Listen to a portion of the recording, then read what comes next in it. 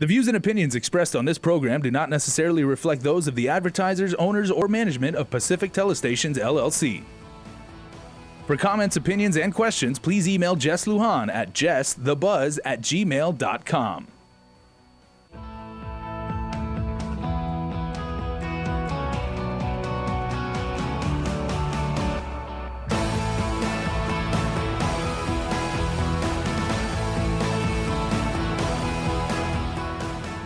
The Buzz with Jess Lujan. Good evening, Guam. I'm Jess Lujan. Welcome to episode 2 on Guam's self-determination, political self-determination. That is my in-studio guest, of course, from last week, this week as well, Dr. Robert Underwood, former delegate and president of the University of Guam. Dr. Underwood, good evening again. Thank you. Good evening again. Doc, last week, of course, a little bit of history.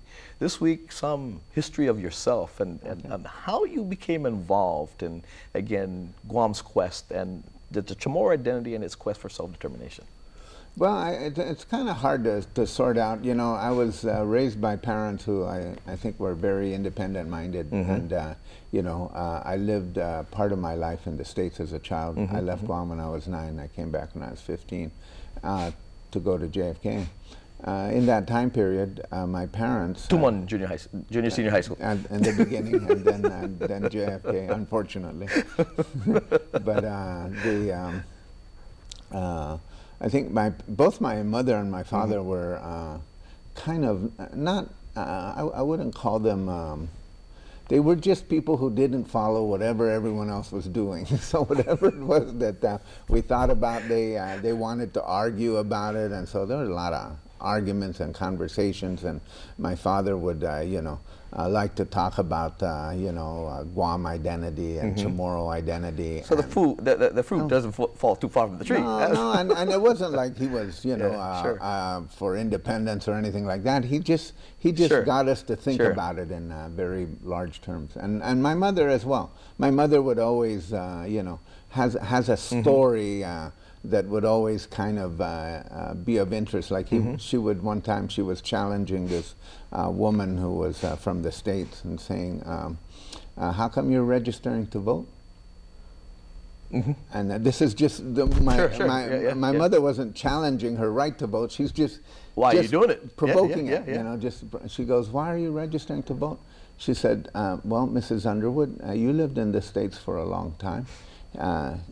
You could have registered to vote there. She said, yeah, but I didn't. That was the way my mother spoke, and that's the way that, you know, so this notion of doing things for Guam and having a clear identification with Guam, I think was pretty early cemented in my life, and having a kind of a questioning attitude about everything. Now, being respectful all along, because, you know, my parents also taught me to work hard and be a good boy and don't break the law and do all those things, you know. So. Well, this is part as well, because you said part of your life, you grew up back in the States, but also the movement of the black movement, you know, of course, Dr. Martin Luther King in the time as well, and the recognition of blacks, and again, some like the rights they have now that they didn't have back then. Did that help again? Well, of course, it was all part of the environment. And the day before I left to come back to Guam in 1963, I was sitting in my house in California watching the March on Washington. And it was live. I saw Martin Luther King on TV. I saw John Lewis on TV, whom I know now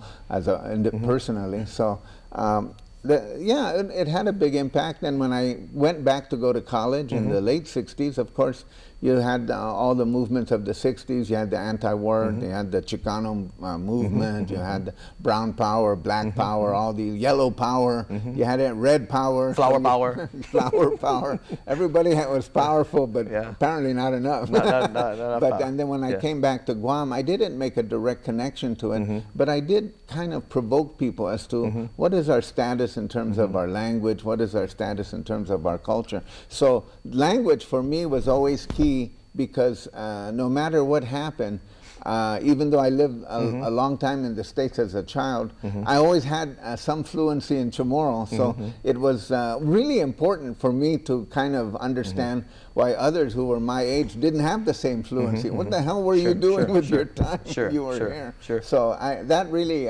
kind of opened my eyes a lot. So I talked a lot about the status of the Chamorro language, and that kind of moved me into the political status of the people. Now, when you talk about, now last episode, the first episode, we talked about petitioning the UN. Now, yourself and other Chamorros who were involved in this, and of course you were talked about, again, you're a commie basically, you know, you're not a half-breed, you're not with the norm, right? And you went against the norm basically.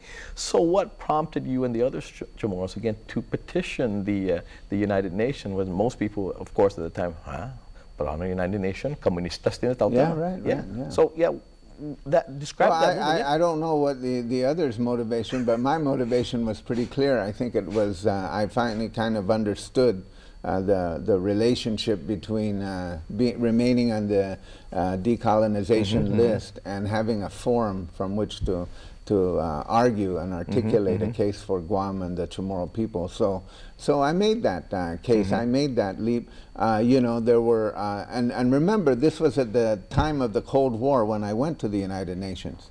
So when I went to the United Nations and I spoke, after I spoke, you know, the delegates from Iraq and other pro-Soviet countries all praised me. Cuba praised me, Iraq praised me, and then so you label more of a commie then. Well, you know, and then the guy who criticized me was from Australia, and he had been, and I could see from where we were sitting, I could see that he was busy talking to the U.S. delegation to the UN, and they were not part of the Committee on Decolonization. U.S. wasn't, and I could see that. But I told people, I said, you know, I'm not going to talk to people from Iraq or the Soviet Union. That's not my purpose. Was pretty focused on Guam. So I went through that. I didn't spend any time talking to anybody. I tried to go see a Broadway show and then go back home to Guam. In that first episode, we talked about, of course, political status change prior to a constitution, and you helped lead the fight against not accepting the constitution because we have not decided our political self-determination. Now, we talk about petitioning of course, the UN. Now, you said, of course, nothing has changed since then until now. And so nothing has changed.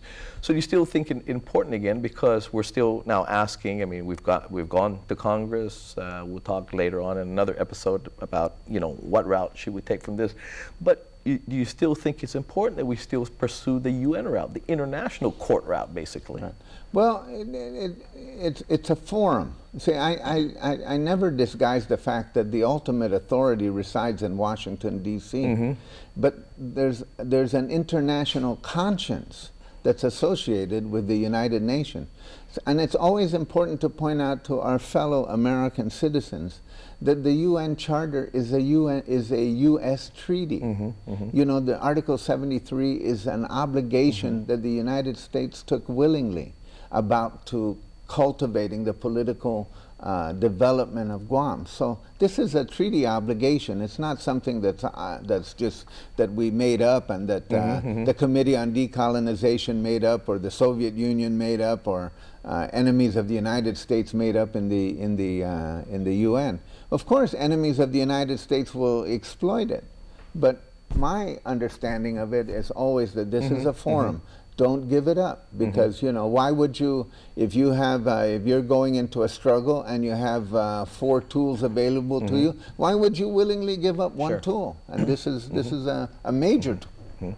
Let's fast forward a little bit from that time to your serving in U.S. Congress. Okay, what efforts do you have again to try to get us again to establish our political destiny? Okay, so remember that before I went to Congress, the people of Guam had passed the Guam Commonwealth Act, which embodied in that Guam Commonwealth Act, you know, a kind of passing reference to Chamorro self-determination, some kind of self-determination process in the future, as well as mutual consent.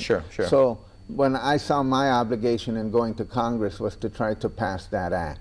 And so, you know, I worked at it, and I got the only public hearing on the act in 1997. I had 25 members of the committee there, which is really unheard of, because, you know, but I had spent a lot of time trying to get to that point. But in the end, it failed. It failed. And I feel badly about it. And of course, you know, when people, when I wrote about it, I said, you know, look, the politicians failed. These are all the politicians who failed, and I listed my own name in it. Yeah. So because, you know, I take some responsibility for the fact that I tried, and